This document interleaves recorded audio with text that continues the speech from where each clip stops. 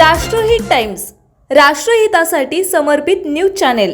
जुन्या वादाचा राग मनात धरून चौघांनी मिळून तिघांना लाकडी दांडके आणि विटांनी बेदम मारहाण केली। या हल्ल्यात तिघेही गंभीर जखमी झाले असून आरोपींनी परिसरात दहशत निर्माण करण्याचा प्रयत्न केला। ही घटना सोमवारी रात्री 11:30 वाजताच्या सुमारास येलवाडी येथे घडली आहे। या प्रकरणी आरोपी तौहीद इनामदार, सार्थक पाडळे, आशिष माने आणि सिद्धार्थ लांघे यांच्यावर गुन्हा दाखल करण्यात आला आहे। यातील सार्थक पाडळे, आशिष माने आणि सिद्धार्थ लांघे यांना पोलिसांनी अटक केली असून तौहीद इनामदार अद्याप फरार आहे।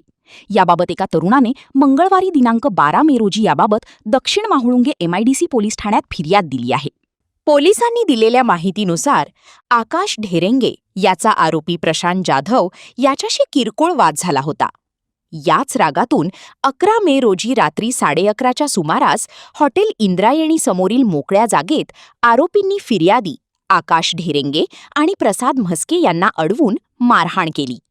आरोपींनी लाकडी दांडक्याने मारून फिर्यादीचा हात आणि पाय फ्रॅक्चर केला, तर आकाश ढेरेंगेच्या डोक्याला 4 टाके पडले आहेत। मारहाण करताना आरोपींनी "आम्ही येथील भाई आहोत" असे ओरडत हवेत दांडके फिरवून दहशत निर्माण केली।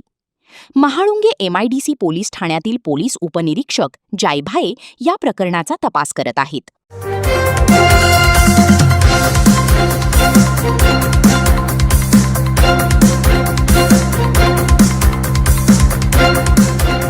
राष्ट्रहित टाइम्स, राष्ट्रहितासाठी समर्पित न्यूज चॅनेल।